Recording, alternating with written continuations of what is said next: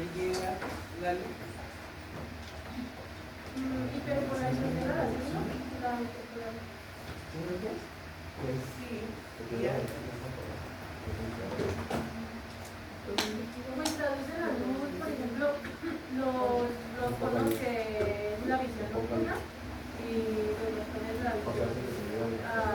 Perdón, los tonos de la visión nocturna y los tonos de la visión nocturna. ¿Cómo le hace? Pero mediante la ¿Esa de qué? En bastones. Fotorreceptores. Bastones. ¿En los bastones? En auxinas. ¿Cuándo son auxinas? ¿Color también se llama?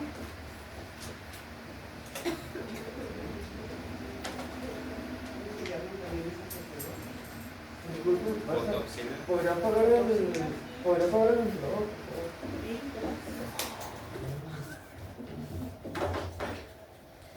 Gracias.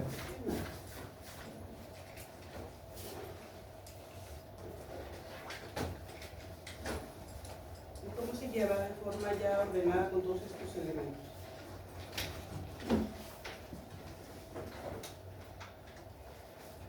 Así como vimos al otro, ¿no? Que viene, hace la presión, hace una apertura de canal, hay intercambio iónico.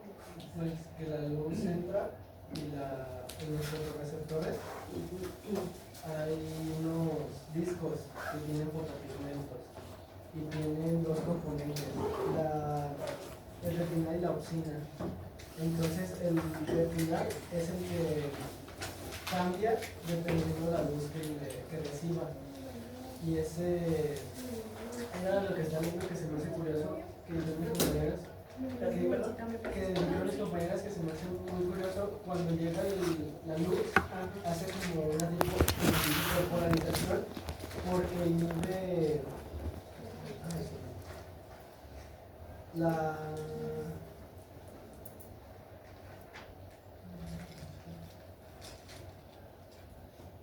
ahí inhibe canales de sodio, entonces el sodio no puede entrar tan fácil a la célula porque la GMP citrata la inhibe con la luz. Entonces esa hiperpolarización hace que no suelte tantos neurotransmisores como en la oscuridad. Y en la oscuridad no se inhibe esa enzima, entonces los canales de sodio siguen abiertos y despolarización hace que sigan fluyendo los neurotransmisores. Es lo que no entendí, o sea, dice eso el libro, pero yo no entiendo por qué. ¿Cuál lo leíste?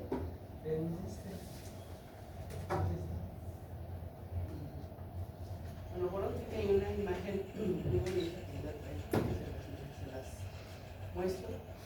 Cuando está en oscuridad que no funciona y cuando tiene activación, pues es cuando funciona.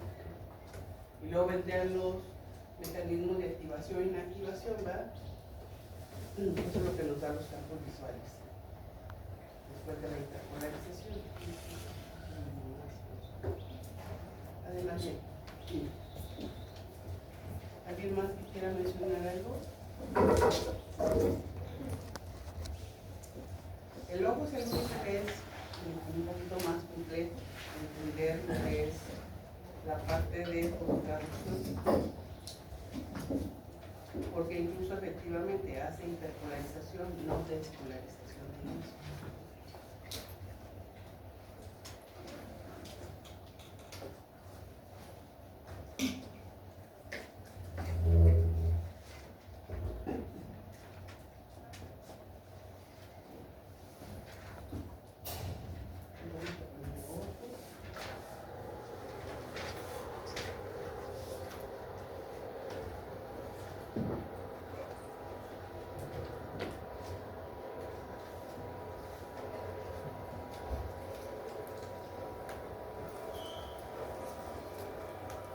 Vamos a ubicar primero la parte de la visión. Entonces, el sistema visual, ¿cuáles son sus estímulos? Sus estímulos son ondas, ¿verdad? Son ondas electromagnéticas. Este sería su estímulo externo que va a producir toda la activación del sistema visual. Entonces detecta e interpreta estímulos luminosos del tipo onda electromagnética o son los fotones en forma de onda. Entonces ese sería el estímulo.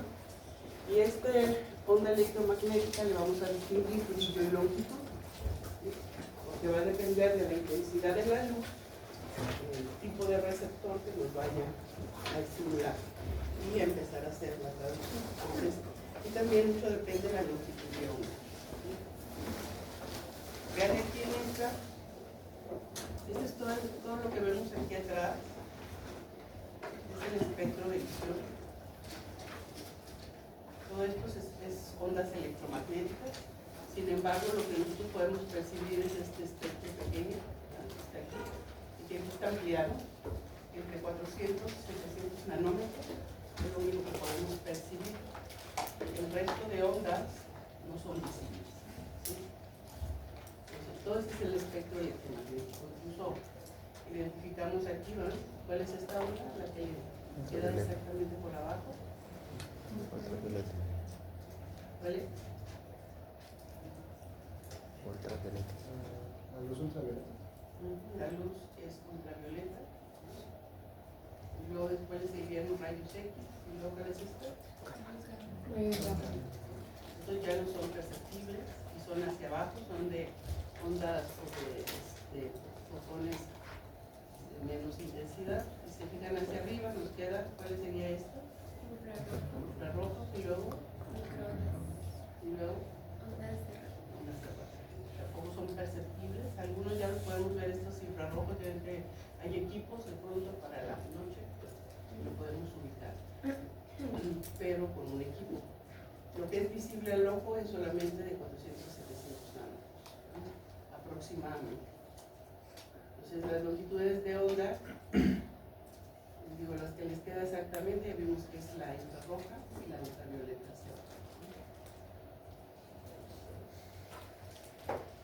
Para ubicar en la fototraducción tendremos que identificar que el ojo tiene 3 capas, ¿sí?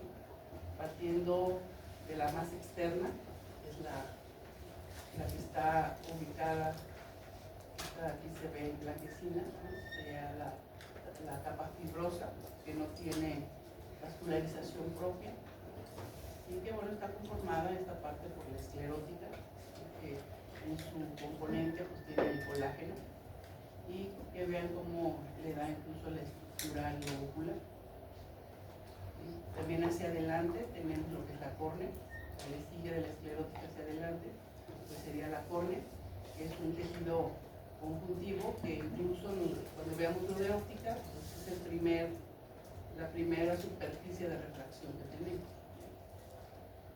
Y la conjuntiva, que es esta unión, ¿no? Que incluso tiene su unión con la córnea, y bueno, tiene células madres, ¿no? Para la regeneración corneal. Y luego viene la capa media, que es esta que vemos aquí. Se fijan, tiene vascularidad, y esta es precisamente la capa vascular, que está formada por la coroides y la útera. Vean, la coroides es la que proporciona sangre, es la que tiene los vasos sanguíneos, y puede llegar hacia la fibrosa y hacia adentro, ¿verdad?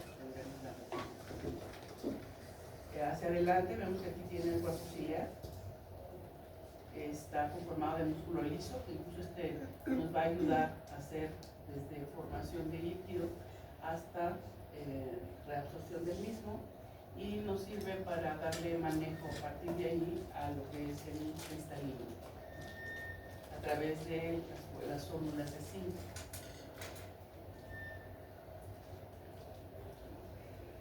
Esta tiene aquí adelante, también tenemos el iris. El iris es el que tiene pigmento y es el que nos da color al ojo. Tenemos una variedad de pigmentos, ¿verdad?, que van desde los oscuros a los más claros.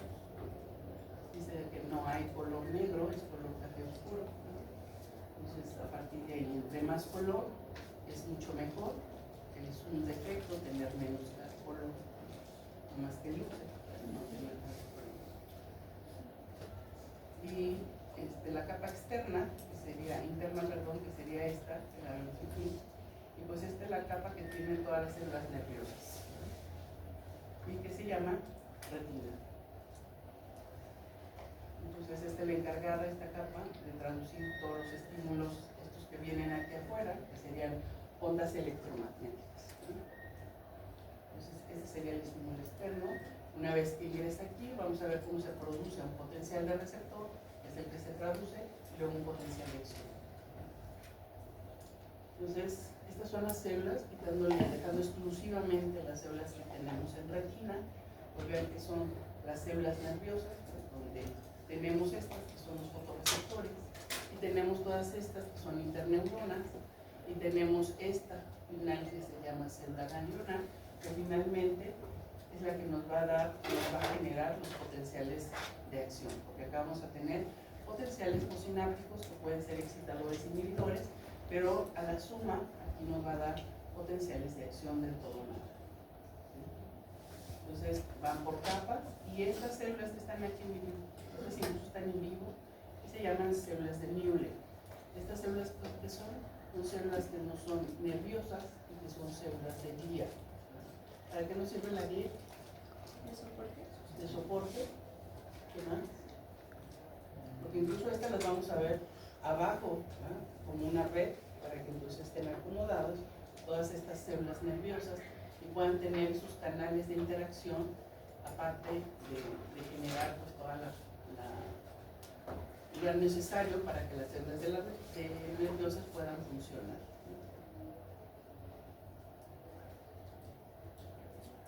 ¿Sí?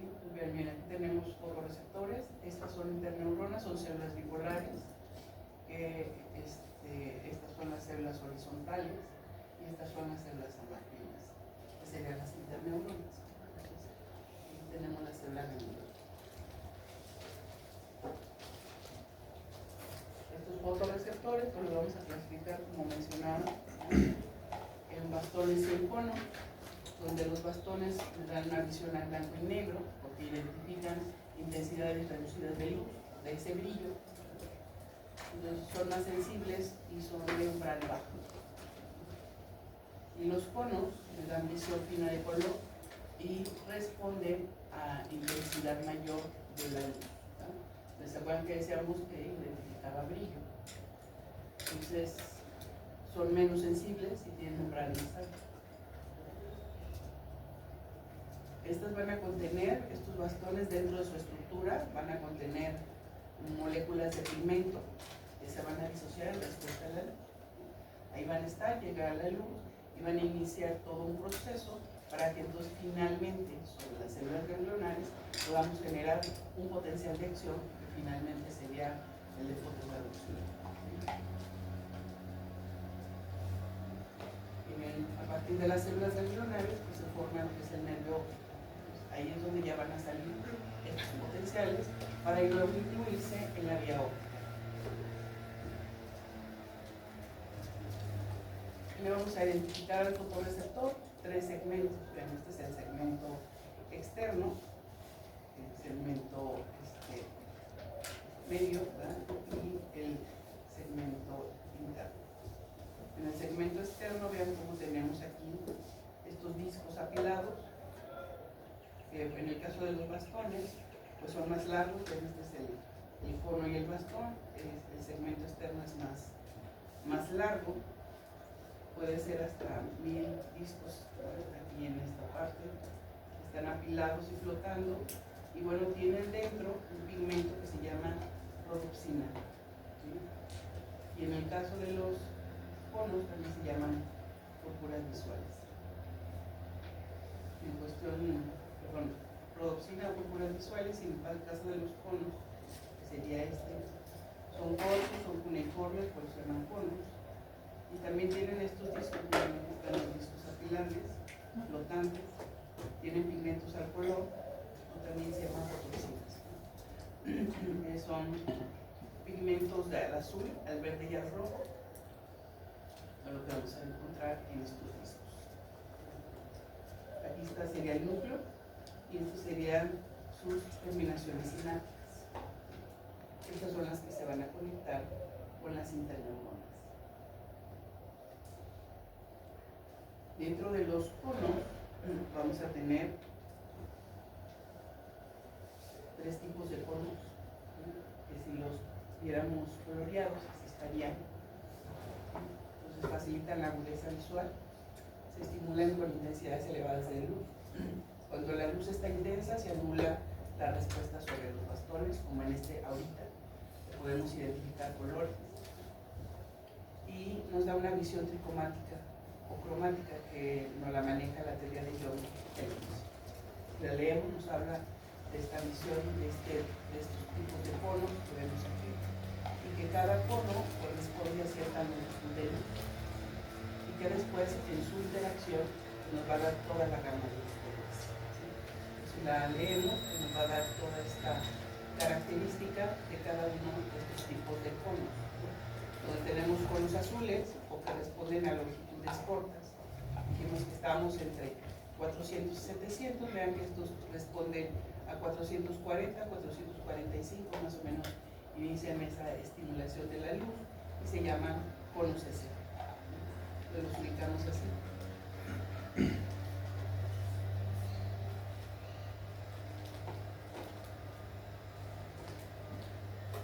También tenemos verdes, es de longitud de 535 nanómetros y son conos M. Vean estos, están aquí. Vean cómo está el cono y con su interacción con el resto de las interneuronas hasta que formamos el axón de las células ganglionares, que sería de forma nerviosa. Y finalmente tenemos los rojos, que son de longitudes de onda mayores, ¿verdad? Por arriba de 560, y se llaman conos L. Entonces, estos son los de longitud baja, los de media y los de grande, longitud de onda larga. Que son como las tallas, ¿verdad? De Estados Unidos tenemos S, N y L, tipos medianos y grandes. Y bueno, esta interacción de colores, ¿sí?, nos daría esta gama. Luego vamos a aplicar lo que es la óptica, ¿no? Nos daría toda la gama de colores que vean aquí desde aproximadamente 400 a 700 nanómetros. Vamos identificando esta interacción de ondas, ¿sí?, en la medida que se van haciendo ondas más grandes, vean cómo se mezclan, y esto nos daría la gran variedad de colores. Y bueno, esto nos da también la base de por qué a los bebés les damos los juguetes de este tipo de colores más intensos, junto con el humano. Y bueno, estos colores están, estos conos vienen codificados o vienen codificados a partir de los cromosomas, ¿no? Entonces el que codifica al azul, que es el más chico, el S, se encuentra en el cromosoma 7, y el M y el L se encuentran en el 10. Incluso si hay una lesión sobre este cromosoma, nos daría lo que es el daltonismo.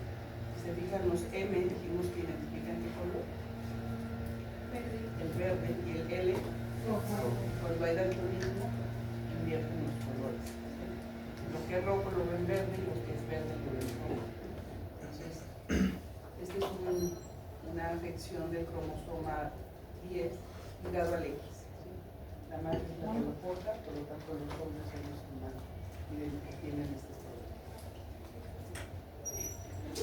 Y lo que son los bastones,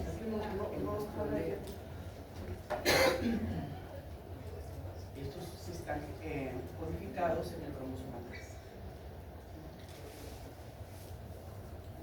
Si hay alguna lesión, pues nos daría lesión sobre la identificación del color. El que es más frecuente es el daltonismo.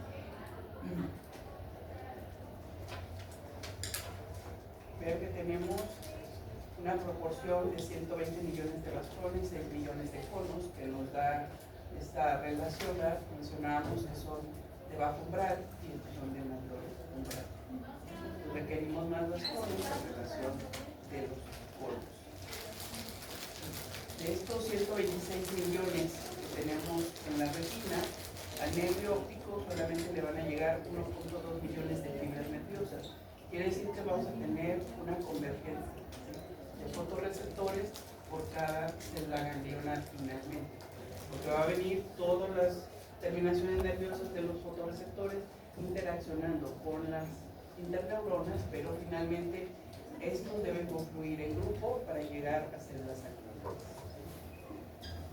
Pues con un coeficiente de convergencia lo vamos a ubicar, son 105 fotorreceptores por cada célula ganglionar.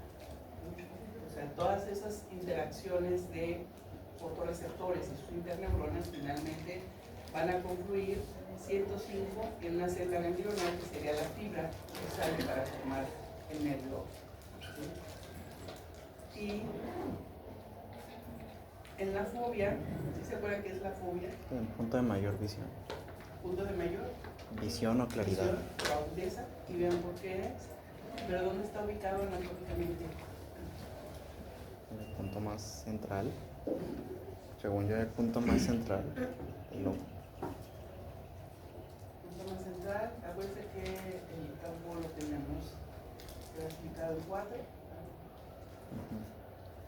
Se ubican en la salida del nervio óptico. Porque ven, ahí sí hay ahorita se las muestro en una imagen, pero aquí viene el coeficiente sobre esta área de la fobia, que estaría en la mácula densa, dentro. Entonces ahí la convergencia es 1 a 1. O sea, es un bastón con una célula ganglionar. E incluso cuando inician esa exploración de ojo, de pronto van a caer ahí y es bastante doloroso porque hacen esa convergencia 1 a 1. Entonces es muy sensible a la luz. Y de pronto cuando se están enseñando, pues ahí ven, de pronto si ahí dirigen la luz, pues les va a causar dolor. Quien tiene lentes han tenido sus evaluaciones con oftalmólogo, y no sé si alguna vez les haya pasado, aunque pues, en la medida, ya saben, ¿verdad? Ya están bien adaptados con todo su proceso y pues poco llegan a esta fobia. Pero ustedes, una vez que inicien, pues a lo mejor ahí van a ubicar esa sensibilidad que se tiene 1 a 1.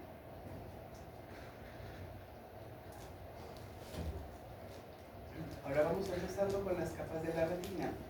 La primera capa de la retina, porque la retina tiene, según los libros que lo vean, puede variar de 8 a 10 capas, pero mucho es porque de pronto no toman en consideración las de células de Miller, ¿sí? Pero el resto, las funcionales, pues más o menos serían mucho. La primera es esta capa que vemos aquí, esta se llama capa de células pigmentadas. Tiene una membrana basal nuestra, está unida a la coroide. ¿Se acuerdan que la base de la retina y la retina pues hacia adentro está pegada a la coroide? Entonces separa, es una membrana basal conjuntival que separa la coroide de la membrana de Bruch, que es esta inicial. Estas células, que son las células pigmentadas. Vean que tienen microvellosidades proyectadas hacia la parte de la retina, hacia donde se van a incrustar, vean aquí están los segmentos externos de los fotorreceptores. Entonces, cada célula pigmentada puede tener 50 a 100 segmentos externos de los fotorreceptores. Más o menos aquí tenemos que el 10% tenemos de eliminación diaria de estas células, pero pues también las reponemos. Se hace por fagocitosis, que sería la muerte celular programada, por mayor actividad fagocítica corporal. Y pues contiene también melanina. Estos que vemos aquí es melanina. Pues contiene melanina que va a absorber fotorreceptores, y también tenemos que tener retinol o vitamina A. Que si no tenemos la vitamina A, de pronto por eso no podemos jalar estos fotones y favorecer una adecuada respuesta. Que cuando tenemos deficiencia de vitamina A, de pronto empezamos con cegueras nocturnas. Y es un dato de síntoma de que necesitamos vitamina A. Entonces, es importante tener, miren, aquí están las partículas del retinol que deben estar presentes en estas partes de la célula pigmentada, y que es donde se incrustan los fotorreceptores, porque debe estar en presencia de vitamina A para empezar a hacer el desdoblamiento. Entonces aquí se absorben los fotones y eso evita que la luz se disperse. Por eso tenemos también otro problema. Bueno, miren, evita que la luz se disperse en la retina, donde se los muestro la otra, mediante pigmento de melanina. Eso hace que se jale el fotón, pero evita que regrese a la retina, ¿sí? Y en el caso del albinismo, pues tenemos problemas porque hay ausencia de melanina y tendríamos problemas para jalar al fotón. Por eso tienen problemas de visión. Y también nos hace suministro de nutrientes desde la sangre hacia los fotorreceptores a través de la coroides, y incluso la supresión de un ataque inmunitario a la retina, que se lo vamos a complementar con cuando veamos sistema inmune. Les voy a poner incluso ahí un artículo, ¿sí?, donde tenemos 3 órganos que son inmunitariamente nos defienden contra la respuesta misma de nosotros. Son órganos inmunológicamente privilegiados porque nos limitan a que se genere este tipo de respuestas. Entonces vamos ya considerando los 3 órganos, que serían cerebro, ojo y el útero, y sobre todo el útero gestante. Entonces les voy a poner ahí para dar una respuesta, para que ustedes después me identifiquen por qué son privilegiados estos órganos, de que hay una resistencia a generar una respuesta inmune, que no es al 100%, pero sí. Dijo cerebro, ojo y qué. Útero. ¿Útero? Sobre todo el útero gestante, porque finalmente es alguien que se está formando con una carga genética que no es 100% de la madre. Entonces, este es un órgano privilegiado por eso, porque regula, neutraliza o elimina los efectos inmunitarios para dañar los tejidos colaterales. O sea, tiene sus mecanismos reguladores para evitar eso. Entonces hacemos también aquí se hace conversión del pigmento porque se inicia a jalar los fotones para activarla. Y bueno, puede reciclar todos los de regreso hacia los fotorreceptores, pues todo a través del pigmento. Entonces estabiliza composición de iones que rodean los fotorreceptores y da respuestas apropiadas a la luz. Entonces esta primera capa, que les digo, los albinos no tendrían algunos elementos y eso generaría problemas visuales. Entonces, bien, aquí vamos a empezar con las capas de la retina, donde tenemos capa de fotorreceptores, que es esta primera, que introduce, pues, o tiene lo que son los segmentos externos de los fotorreceptores. Y luego viene la membrana limitante externa, que está dada por las células de Müller, que se anclan aquí más o menos. Aquí vamos a ver, ahorita les muestro una imagen donde ya estarían todas acomodadas, pero más o menos aquí tendríamos el primer anclaje de las células de Müller, estarían abajo, que algunos libros no la consideran, por eso dicen que tienen 8, ¿no? Pero son 8 funcionales y 2 que genera la membrana limitante. Esta es la parte externa y tendríamos también la interna. Y la capa nuclear externa, que estaría dada por los núcleos, ¿sí?, de los fotorreceptores. Luego la capa plexiforme externa, que estaría ubicada por los elementos de interacción sinápticos de los fotorreceptores y de las interneuronas. Entonces esta es capa sináptica, vemos aquí. Esta es la capa plexiforme externa. Y luego tenemos la capa nuclear interna, que sería esta, donde están todos estos núcleos de las interneuronas. Y luego tenemos la capa nuclear interna. Bueno, esta es la capa sináptica, que vemos esta es la capa nuclear interna, que sería esta.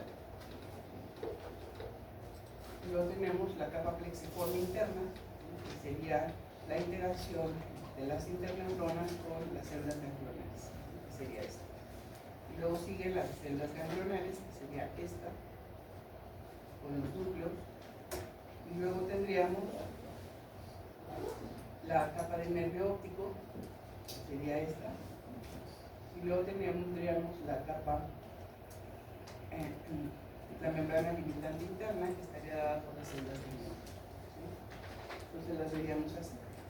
Aquí está la capa limitante interna, ven, esta célula de Müller atrás, la externa, y esta sería la interna. Que les digo, algunos libros no las consideran, por eso les dicen que son 8 o que son 9, porque de pronto nomás toman en consideración una, pero las funcionales o las de interacción serían las de los fotorreceptores. Entonces serían las 10 capas que constituyen el espesor de la retina. Entonces así tendríamos, la luz entra por aquí, ¿sí?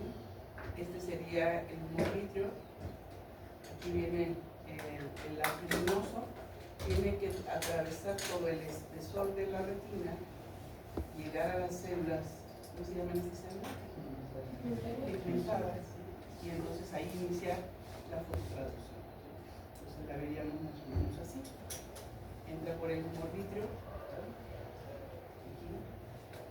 llega aquí a la célula pigmentada y luego regresa al estímulo para luego salir por el nervio óptico.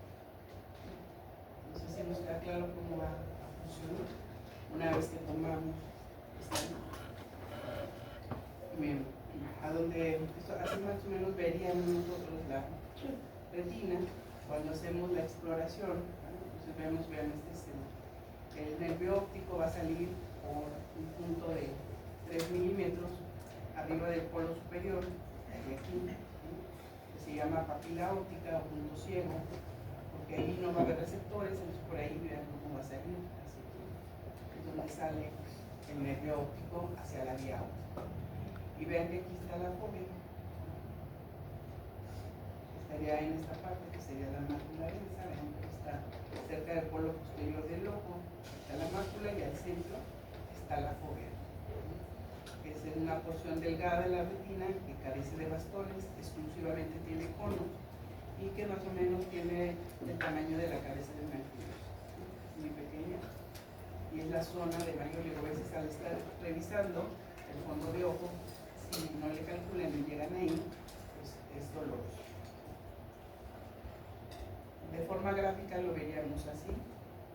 Este es en vivo, vean aquí como hay un adelgazamiento de la retina, sería este punto exacto, esta es la mácula, esta es la parte de la fóvea. Entonces aquí hay una convergencia 1 a 1 del fotorreceptor con la célula granular y exclusivamente tiene conos. Entonces vean aquí veríamos, está la mácula y al centro está la fóvea. Vean aquí, así se vería, donde hay solo bastones para luego integrarse sobre la célula ganglionar. Así veríamos una irrigación adecuada del ojo. Sabemos que quien no la irriga, la arteria retinal central, que luego la dividimos en superior, inferior, nasal y temporal, que bueno, cuando vean el fondo de ojo, así tendrían que ubicar. Estos son los elementos necesarios para que entonces entendamos cómo se produce la fotorrecepción, que es el proceso de traducción de este haz luminoso a una energía eléctrica. Entendimos que todos van a conformarse finalmente como eléctrico y que el eléctrico pues ya nos da la capacidad de identificarlo como estímulo umbral o estímulo supraumbral, que serían estímulos fisiológicos. Entonces, ¿cómo será el potencial de receptor? Que mucho ya comentaste, ¿no? También este es el fotorreceptor, ¿sí? En la oscuridad no funciona. Cuando dice que responde a la luz, este sería, recuerden que tenemos intensidad de luz baja e intensidad de luz alta, ¿sí? Solamente que no esté en contacto es cuando está así, ¿sí? Entonces, en la oscuridad, los canales de aquí es el único, decimos todos que abre canales iónicos. Significa cuando hablamos de los que son generales, decíamos que el estímulo de mecánica, lo que hacía era alteración de la membrana celular y eso generaba apertura de un canal. Bueno, aquí lo va a cerrar, ¿sí? En esta parte necesitamos, para que funcione, que lo cierre. Entonces vean que aquí, cuando no está funcionando, tenemos abierto canales de sodio, si se los ubican aquí. Tenemos abierto el canal de sodio, eso hace que el sodio pueda entrar. Entonces fluye por un canal catiónico, no selectivo. Más o menos tenemos una corriente de 90% que genera esta corriente oscura y genera que finalmente variemos o oscilemos entre una electronegatividad de 40 milivolts, porque así como también está el pelo, aquí ven que también está saliendo el potasio. Cuando está abierto, están abiertos los canales, está fluyendo. Pues también el potasio fluye y sale, y también la bomba sodio-potasio reapeaza, los sólidos que entraron también los empieza a sacar e introduce el potasio. Esto es lo que nos esperaríamos que diera un potencial de acción, pero la verdad es que esto no lo da. Y también tenemos bombas de sodio-calcio, que remueven calcio el 10% sobre la corriente oscura, porque les digo que todo está sucediendo, los canales están abiertos. Aquí fluye. Y si fluye esto, aquí qué dicen, ¿me ayudan a leerlo?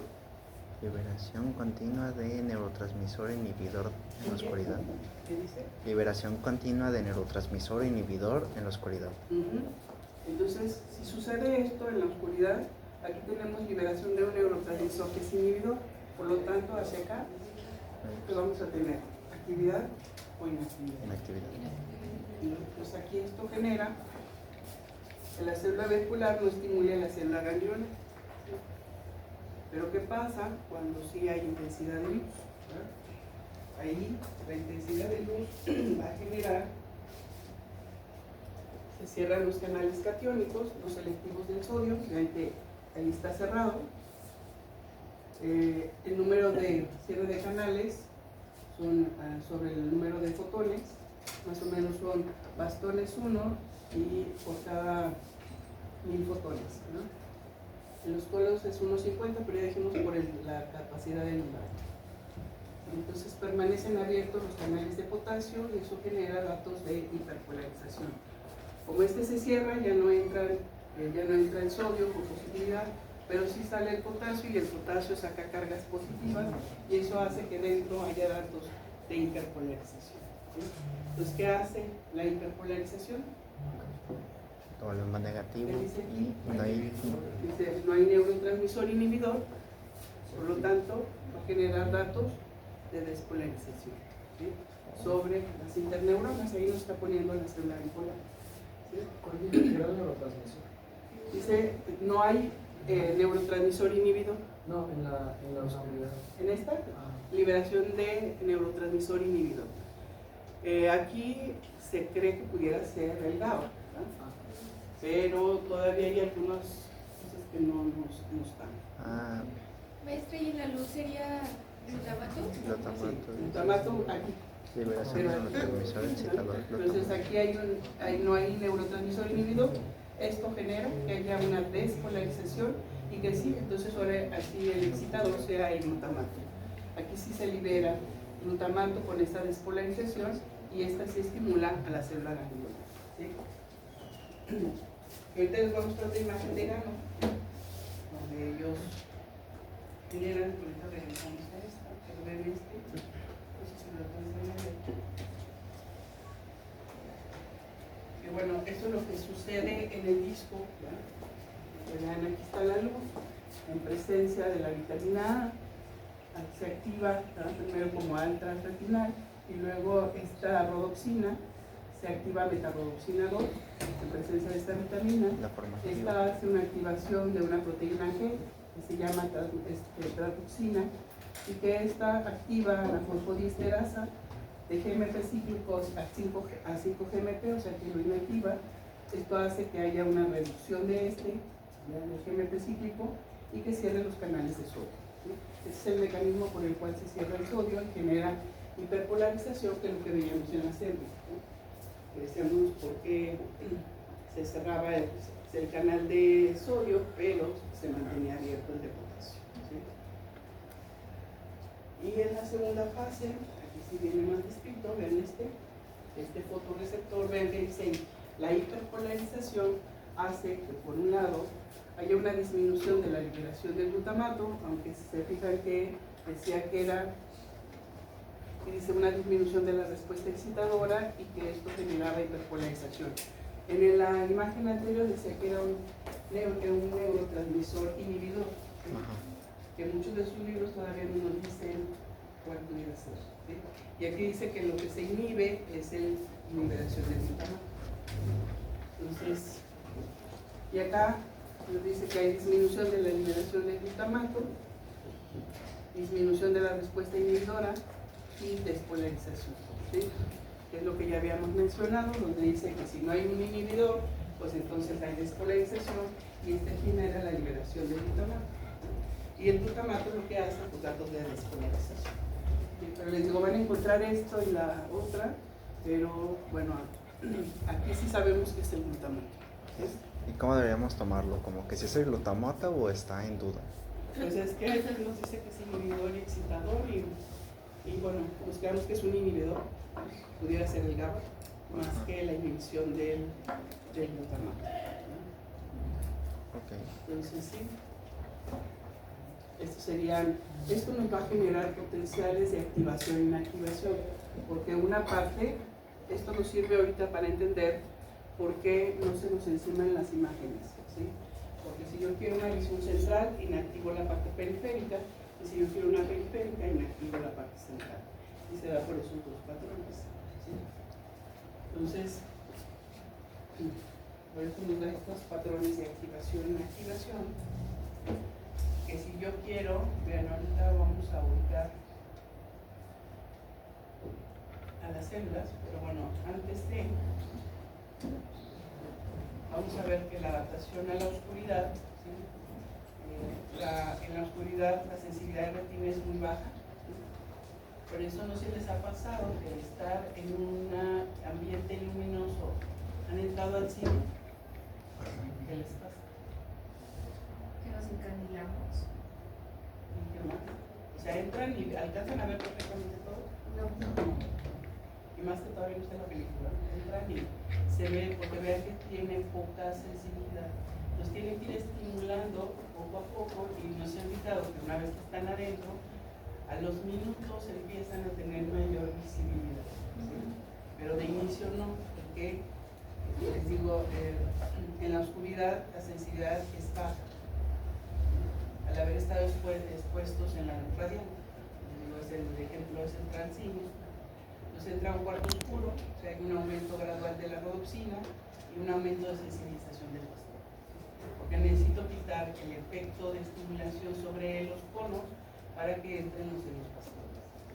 Entonces, en un minuto aumento 10 veces la activación de los bastones, pero en 20 minutos ya tengo 6.000 y en 40 minutos tengo 25.000. Por eso es gradual el que yo voy a ir viendo o se me vaya aclarando las imágenes dentro de un cuarto oscuro. En la primera parte la llevan conos de adaptación rápida, que son los que nos hacen sobre todo al minuto, y en la segunda parte bastones de adaptación más lenta, que son los que nos mantienen, ¿verdad?, toda esta visión. Y ya habíamos visto que incluso son los mecanismos al interior, ¿verdad?, donde les decía que finalmente todo lo que habíamos visto era para dar las 4 respuestas. Eran rápidos y prolongados, digo rápidos y cortos y lentos o prolongados, con base a la señalización al interior de las células. Y bueno, estos son los campos visuales, ¿no?, donde nos dicen que nos tenemos, bueno, esto, como una imagen, porque dice que nos tenemos que imaginar que la célula auricular tiene 2 círculos concéntricos, ¿sí? Aquí está la terminación del...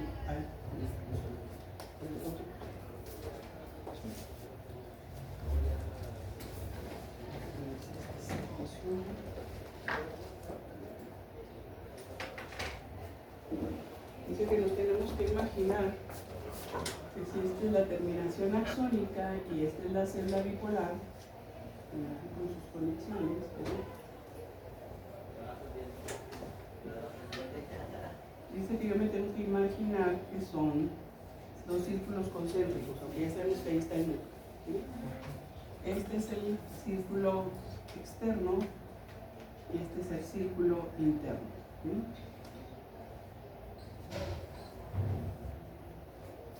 Si yo quiero una visión central, ¿sí?, debe haber la estimulación directa de aquí hacia acá, ¿sí? Este me daría una visión. Se tiene que activar este, pero se inactiva la parte periférica, ¿sí?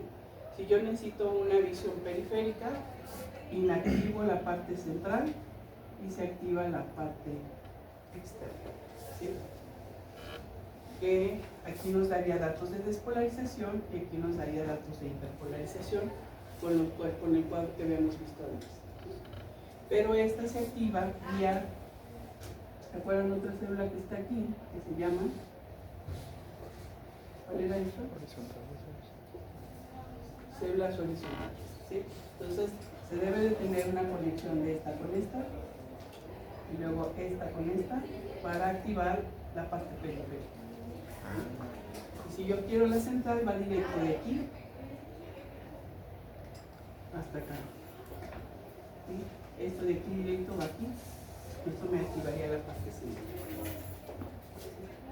¿Y se acuerdan que decíamos que había faltaba pues o no se liberaba un factor, un neurotransmisor inhibidor, y eso me daba despolarización, porque luego liberaba el glutamato.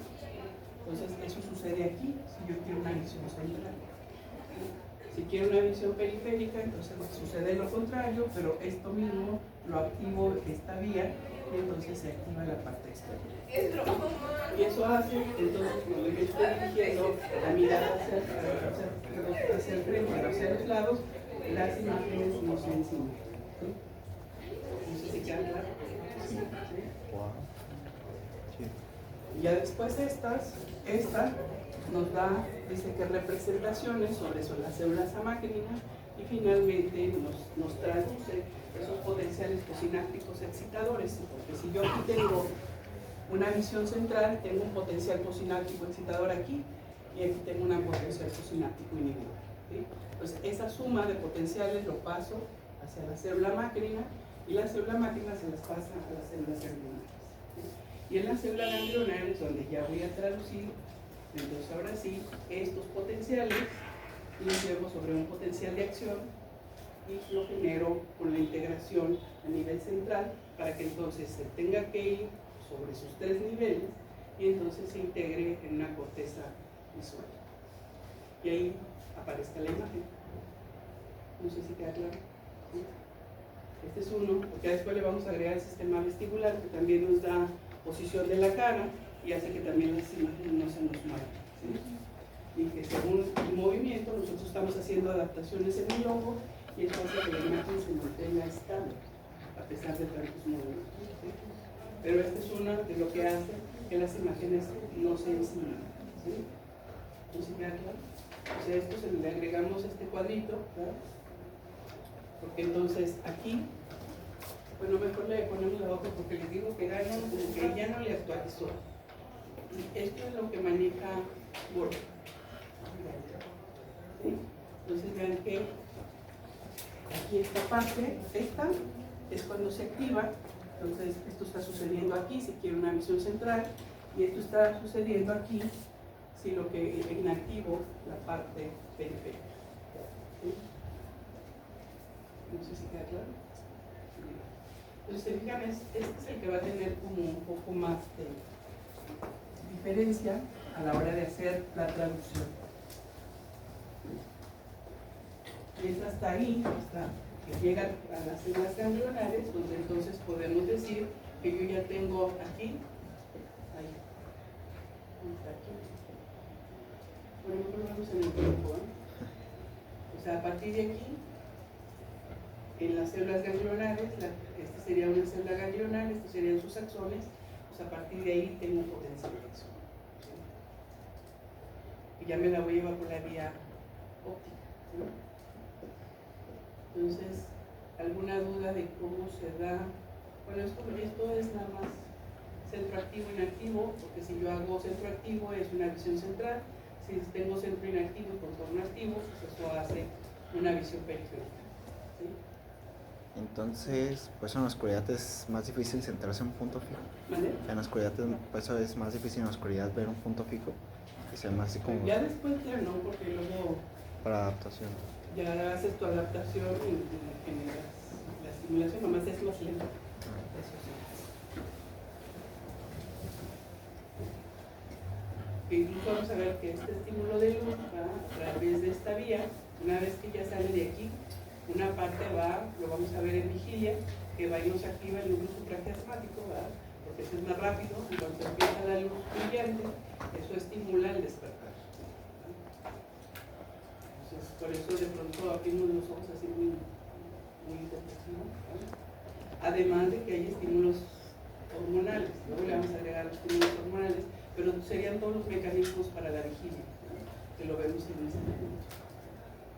Entonces, en células ganglionares hay el 2% pues contiene melanopsina, respuesta a la luz, y no a patrones posinápticos que se despolarizan y producen pues este impulso nervioso.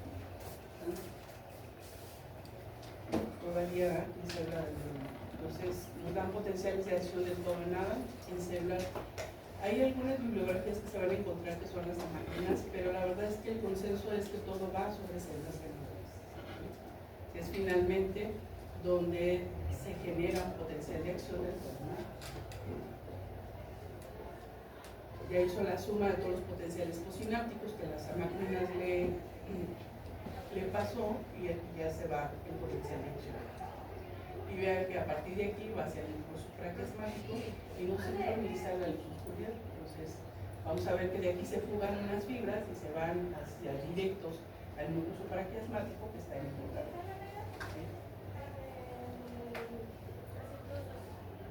Entonces, miren la vía óptica.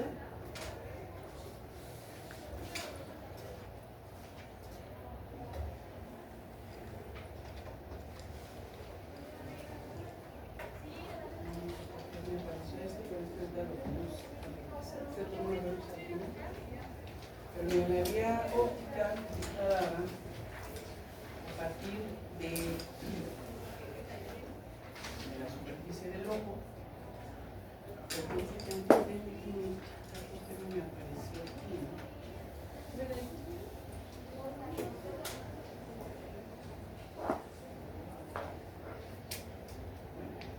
lo vamos a continuar.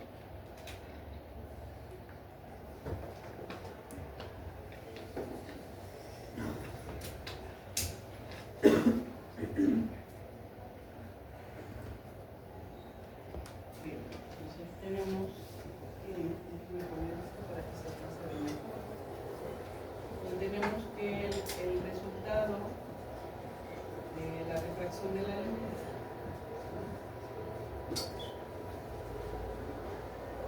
está por la identificación del estímulo de luz desde la parte interna.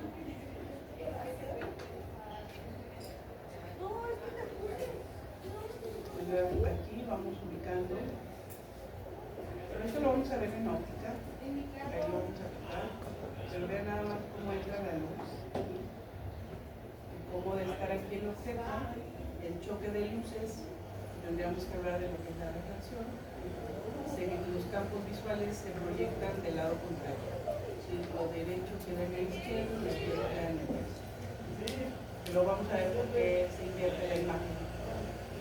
La luz así y en la retina está al revés. Precisamente por esto suenan de reflexión. Pero vean que aquí la vía óptica, indicando que esta es la salida del nervio óptico, porque aquí ya está el choco aquí. Tendríamos que ver todo lo que pasa aquí para que el rayo finalmente quede invertido. Pero bueno, aquí ya vimos cómo se llegó, cómo se tradujo, y vean cómo sale un axón de aquí y un axón de aquí. Uno derecho y uno izquierdo.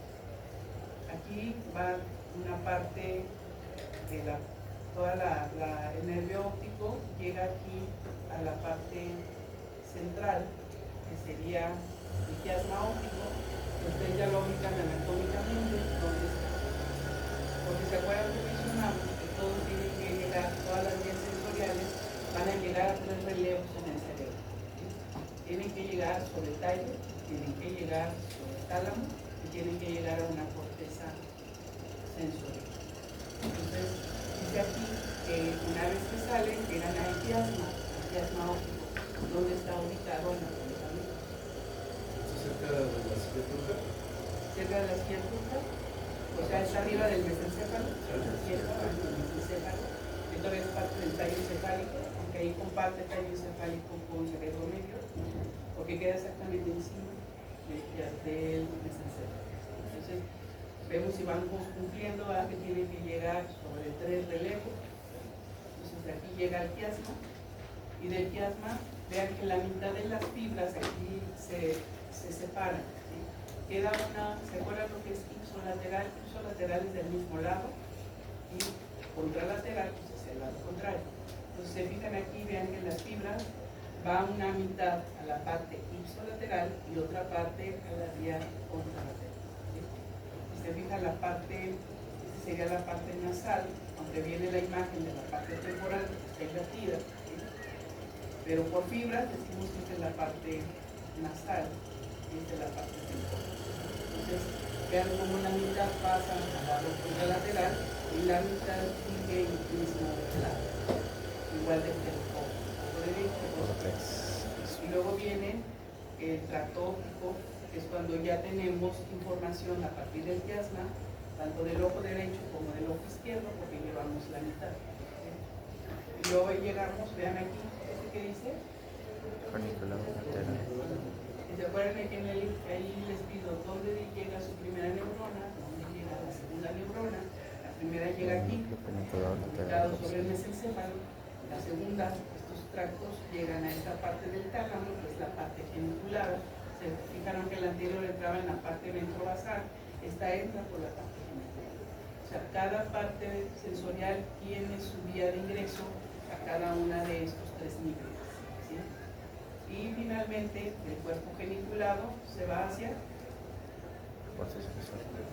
corteza sensorial, que sería en áreas de Brodmann.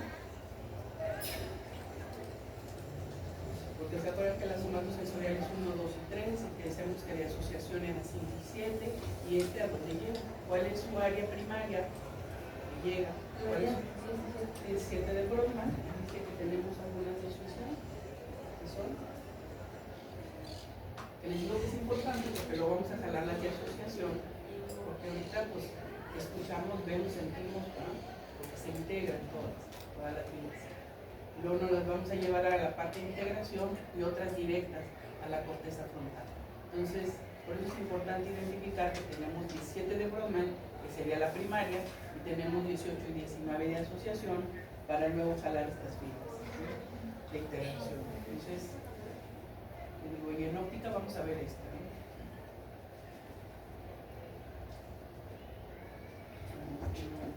Miren, aquí está 17 de Brodmann y 18 y 19 de asociación. Entonces, esa sería la vía óptica, sería el quiasma, tractos ópticos, parte geniculada y la parte de la corteza sensorial, que sería 17 de Brodmann.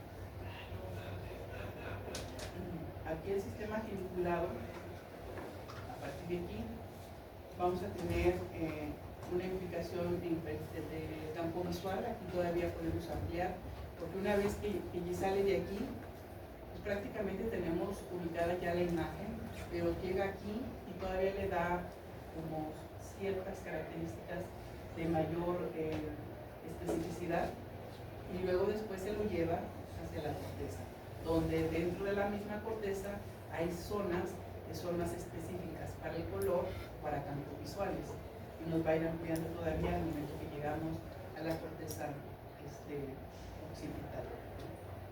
Entonces, 70-80% de los axones de la retina siguen sobre el cuerpo geniculado y hacia la corteza estriada, que sería la parte sensorial. Pero hay una fuga de estas fibras, de este 20-30%, que va hacia la parte del ojo para generar este movimiento y generar los campos visuales, ¿sí? Y una parte, ya vimos que también se va hacia el núcleo supraquiasmático, porque es el que nos ayuda a para el despertar. Vean que aquí del cuerpo geniculado, las que van a seguir, pues le ubicamos capa 1 y 2, que contienen células grandes, que se llaman macrocelulares, ¿sí? Que son células grandes. Y también le vamos a identificar capas de 3 a 6, que contienen células pequeñas, que se llaman parvocelulares, que vamos a tener una mezcla, ¿sí? ¿Aunque le pueda atrasar la A la anterior. Gracias.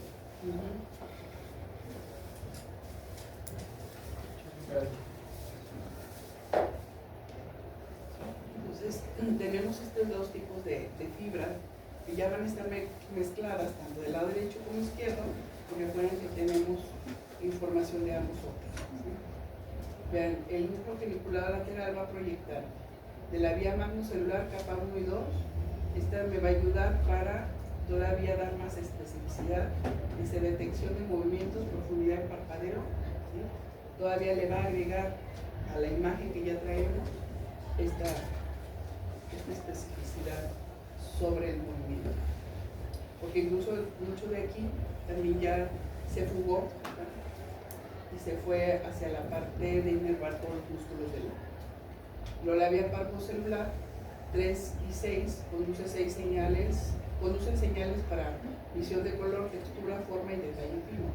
Todavía le agregan sobre estas capas de la 3 a la 6. Vean que aquí está la 1, aquí ya está ampliado la vía, el cuerpo geniculado del tálamo, y vean que aquí está 1 y 2, luego 3, 4, 5 y 6, ¿sí? Entonces son células grandes, son células pequeñas. Estas van más sobre movimiento, son más sobre características de color, textura, forma y detalle fino, porque todavía les da especificidad al pasar por ahí a la imagen. Vean, así está distribuido en el ojo derecho y el ojo izquierdo, donde 1, 4 y 6 recibe información del ojo contralateral, porque si es el derecho, entonces la 1, la 4 y la 6 la recibe del ojo izquierdo, y el 2, el 3 y el 5 reciben la contralateral, ¿no? También de 2, 3 y 5 reciben información del ojo ipsolateral. Estas son contralateral y este es del ipsolateral. Si estoy en el derecho, pues serían estas del derecho y estas serían del izquierdo. Y si es el izquierdo, pues estas serían las del izquierdo y estas serían las del derecho. Entonces cada capa tiene representación precisa de la retina y se relacionan entre sí, logrando una precisión de la imagen, porque cada vez le va dando más características de especificidad. Entonces, ahí ya le llegan estas tres imágenes. La primera se formó en acción de la luz sobre el fotorreceptor, que es el que inicia la fototraducción. Y luego en células bipolares, porque teníamos potenciales de activación y inactivación. Y luego la tercera, que es en células ganglionares, donde prácticamente ya tenemos la imagen, que incluso ahí les digo, la tenemos invertida, que lo vamos a ver en futuro en lo que es la óptica. Y finalmente el cuerpo geniculado lateral hace que esta imagen que ya está, pues solamente cambie siendo más específica. ¿Sí? Esa fuga de fibras, que decimos 20-30%, que se ramifican a partir de este cuerpo geniculado, pues penetran al mesencéfalo, se van por el folículo superior al tectón óptico y de ahí dan fibras para los músculos del ojo, el superior, el inferior, el externo, el interno y los oblicuos, ¿no? Eso, a la hora que hacen ustedes exploración, ustedes hacen exploración neurológica y evaluamos, ¿no? De ahí vamos a ver que si hay algún tipo de afectación en la visión que pueda generarse ceguera o total o parcial, ¿no? Entonces no sé si ubican esto. Entonces ya a partir de estas fibras que se fugan, ¿no? Entonces nos dan movimientos de ojo, nos dan en el caso de contracciones de músculos estrictos del ojo, movimientos verticales iniciados por neuronas mesencefálicas y horizontales por la protuberancia anular y el campo raquídeo, que les digo que bueno está esta integración sobre el plasma. Pero así nada más para que ubiquen el tectón óptico a partir del ojo. Se activan unos del Enden y el Westphal, ambos en la parte del tercer par. Nos da también los reflejos pupilares, que lo vamos a ver más en óptica. Entonces nada más que lo ubiquen así, en óptica y el sistema nervioso.